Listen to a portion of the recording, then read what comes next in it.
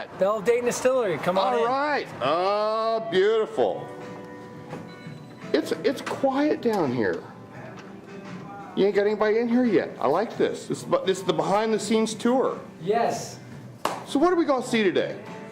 We're going to see Tim actually making a 4-grain Ohio rye. He's actually distilling it today.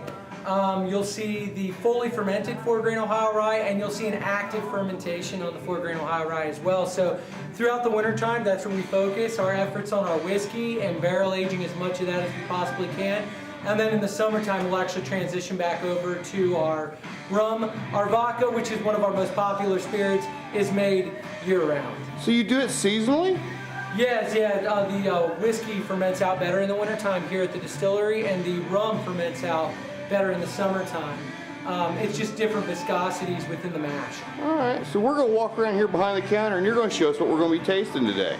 Sounds good. Come on with me.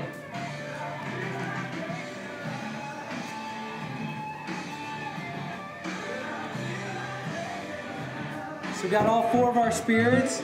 You've got our artisan distilled vodka.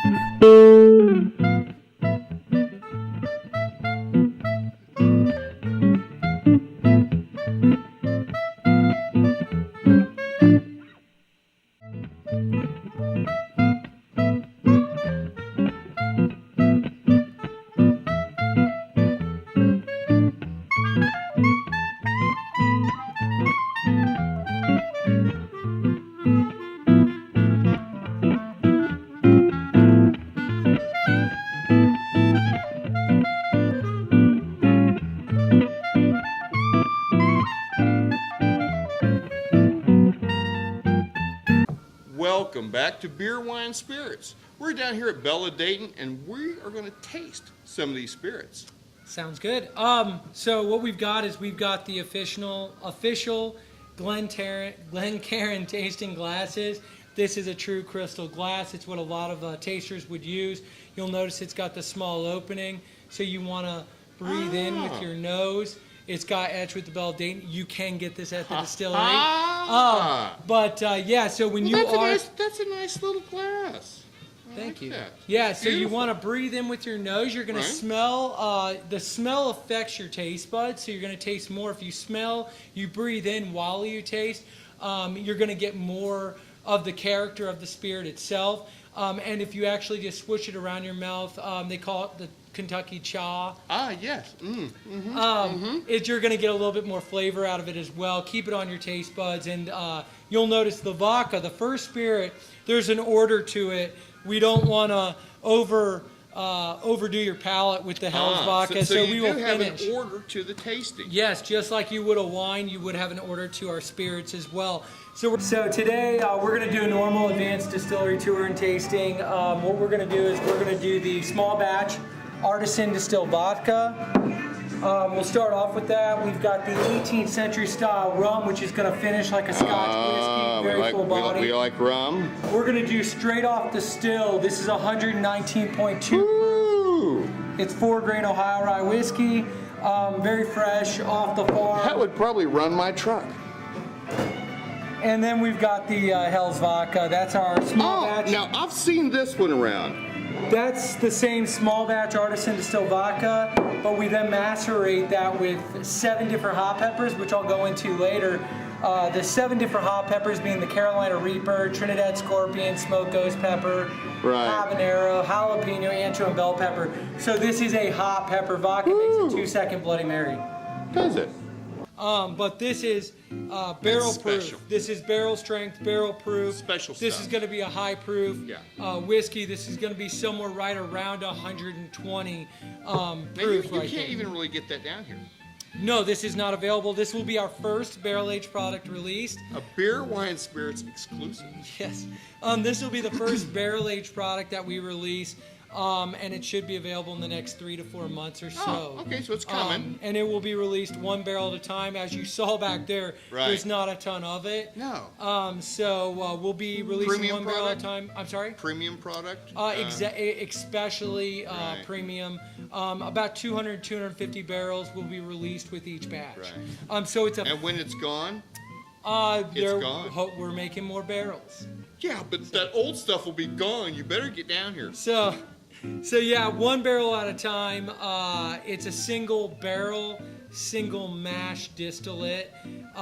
It's extremely unique. It's something you literally cannot find on the shelves. That's something you're going to find consistent with all of our products.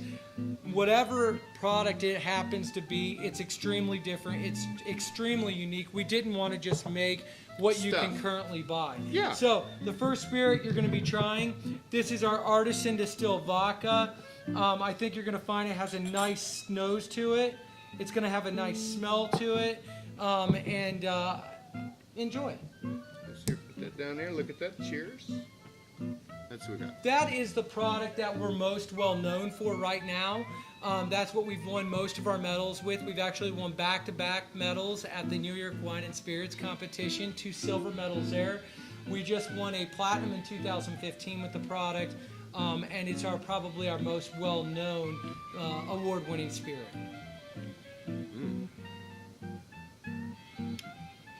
Not very heavy at all. It's room temperature, by the way. A lot of people ask us on distillery tours, should we put our vodka in the fridge or the freezer?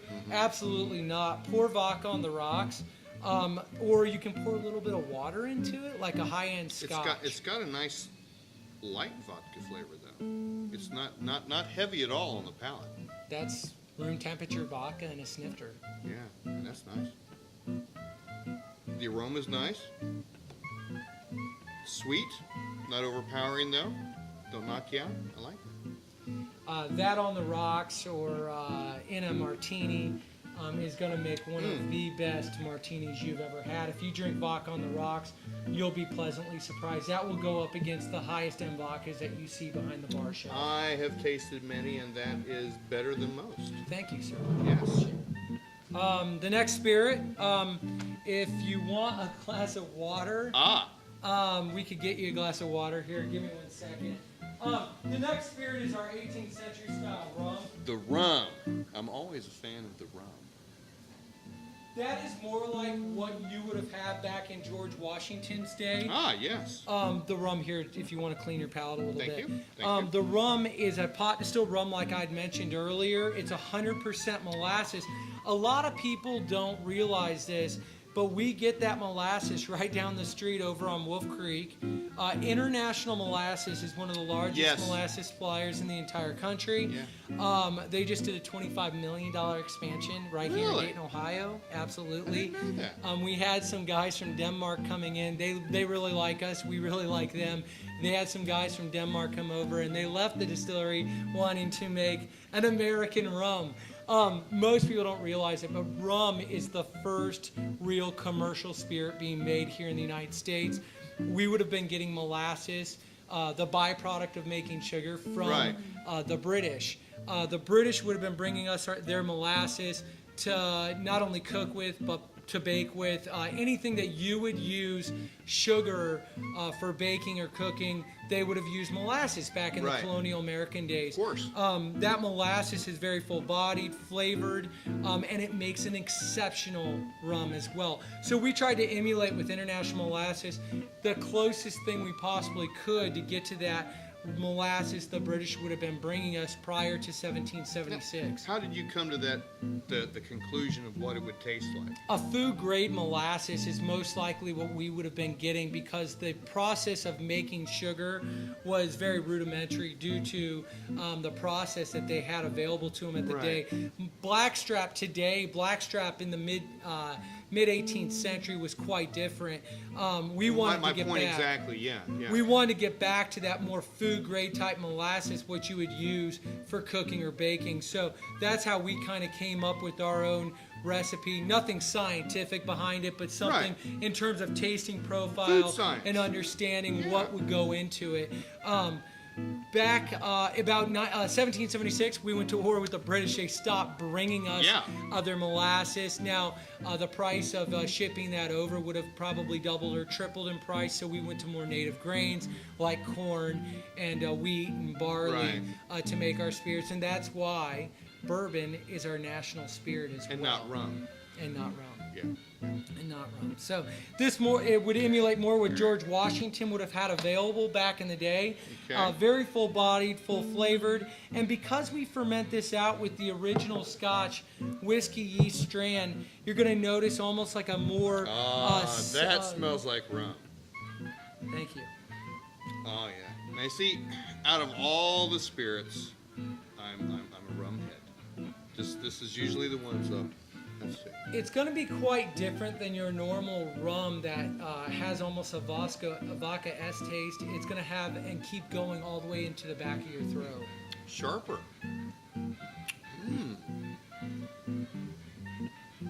Very intense in the beginning, and then it kind of smooths out. That was nice. I like that.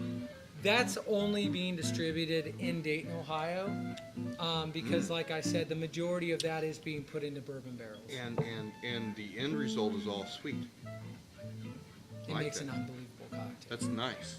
It started out rather sharp, and I thought it was going to be too strong, but it smoothed out, and then it turned sweet on the way down. That was very nice. Thank you. Like you much. It's 84 proof, which is a little bit higher than a normal white rum on the liquor store shelves. There is coconut milk waiting to go in that or something. Well, you can make all kinds of funny ones. It holds up extremely well. That's a wonderful jungle juice maker right there now. Unbelievable. That's one theme that we found hard with rums is they disappear. Highly in a cocktail. recommended, by the way. Right here, Beer, Wine, Spirits recommendation right there. I like you much. Thank you. Very sweet on the way down. Bad thing about quickly produced rum, and I'm going to get a little personal here. Quickly produced rum stays sharp all the way down. It never switches over. It switched over very nice. Well, thank you. Like you very much. Uh-oh, the special one. This is the same rum. It's 100% molasses. Right. It's barrel aged. It's a barrel aged. Same yeast to use to ferment out that product into the distiller's beer. You are oh my God. the first one to try that. We have not even tried that in the last 3 months, so I'm going to partake as well. God. This is roughly about 100 to 122 proof-ish. Now, it's not really a strong rum smell. It's a light rum smell. And there's a fruitiness to it, isn't there?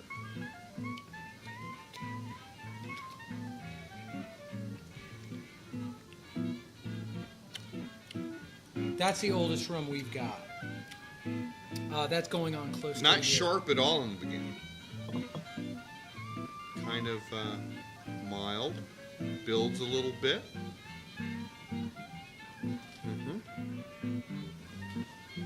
Oh, that's nice.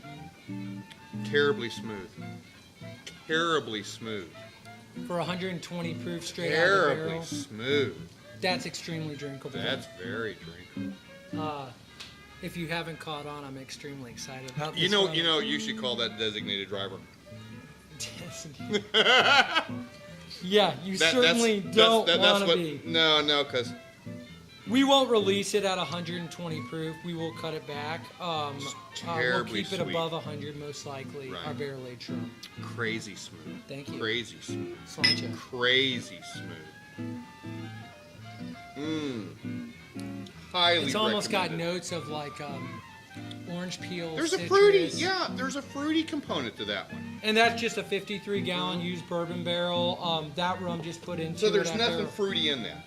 Other than the spirit going in with the flavor compounds that you tasted here. Right. That sweetness is begining to, natural chemical reactions are happening in that barrel, and it just keeps building upon. There's definitely like, it's orangey maybe. Yeah, almost got a citrus orange peel flavor to it. Oh my God. Thank you. You're gonna run out of that. That's not gonna last long. Yeah, well, That's not. we're trying to put barrels out every month, That's so not. That's not gonna last long at all. clean your palate off a little bit, because we are also now tasting our 4-grain Ohio rye whiskey. Now that looks like Kentucky whiskey to me. This is just straight off the still. Everything, a lot of people don't realize this, everything off the still comes off clear. The only way to get color is from a barrel. A true way of getting color is Natural a barrel. color, not a lot squirt. of a lot of rums out there have artificial coloring and flavoring in it. That is just coloring and That's natural. That's all from the barrel. Man, that's the way it was. You want your George Washington drink? Yeah. That's it right there. That's as it. good as you're gonna get, because this is what they drink in Kentucky when they don't ferment it for a long time. That's beautiful. Many don't realize it, but George Washington back in the late 1800s was the largest distiller of rye whiskey. I've heard such a thing. He produced roughly about 10,000 proof gallons every year, and he did that only for about 2 years before his death. Even though he produced rye whiskey because that's what he grew on his farm, he actually drank rum. Yeah. He was a rum connoisseur. That was what was available, readily available to people in the colonial Rum was American almost days. used like money. It was to woo the voters. It was to get votes. It was to get people drunk. Yes. Rum was leverage in the day. Absolutely, absolutely. If you could get your hands on a true high quality rum, of course, there were probably low quality rums out there. I'm as well. sure. Rattleskull. There always is. The There- rattlesnake the things ra- in the bottom. Yes. They called rum in some cases rattleskull rum. Yeah. But We've seen the pictures. You know, you break out the history book and you see them. They dump the stuff out, and there's nasty stuff in the bottom. Yeah, it's Yeah, it was crazy. But this is the rye whiskey. Okay. This is a 4-grain mash bill. This is the sweet white corn rye whiskey. And this is directly off the still fresh. This is what Tim is distilling right now. Now, this is made with a white corn, It is. if I understand A correctly. sweet white corn, A sweet yes. white corn. It's going to have a very Oh, wow. off-the-farm Wow. grain profile. Mm-hmm. You can smell the corn. Big time. The corn's right there. When you put that to your nose, you're looking for butter. That's the very beginning is the corn right in the nose, and when you use that snifter right there, you're gonna really get that concentrated smell. Yeah. The design of the glass altogether. All right, that's fair. Let's see if the corn follows out. It's gonna finish actually like a rye, a very spicy floral flavor and aroma. Keeps going. That's odd. Just keeps going. Yeah. Well, that's got a strange flavor profile. Oh, it's completely different. It's not what I expected. No. We could. When you guys made this, was this what you were going for? Absolutely. Or did you luck up on this? No, absolutely going for that. That's why we could distill it at 150 proof. Right. And then water it down to 125 and put it in a barrel. Right. Because you have to put it on American definition. It has to go into the barrel under 125 proof. We wanted to distill it under 125 proof, so it goes fresh from the still into the barrel, so it's not cut with RO water whatsoever. No. So certainly a sipping whiskey. Absolutely. I mean, you can drink it however you would like. Right, but I'm not going to worry about the it. the profile, Yes. and the flavor reminds me of the classic Kentucky sipping whiskey. Absolutely. It's what we were going for. You'll notice we don't put out a white whiskey. We're not going to put out a white whiskey because Tim Murph and myself don't drink white whiskey at home. Now, I do enjoy drinking other people's white whiskey or fresh white dog. Right. Just because I very much enjoy drinking anybody's spirit. Yeah, we're trying to this is our passion. Yes. So this is a little bit of Hell's vodka. Much different flavor profile than the regular vodka. There's almost no real hard nose to it at all. It's an artisan spirit. Again, you're not going to get that burn sensation, almost like the like medical flavor or smell. Mm-hmm.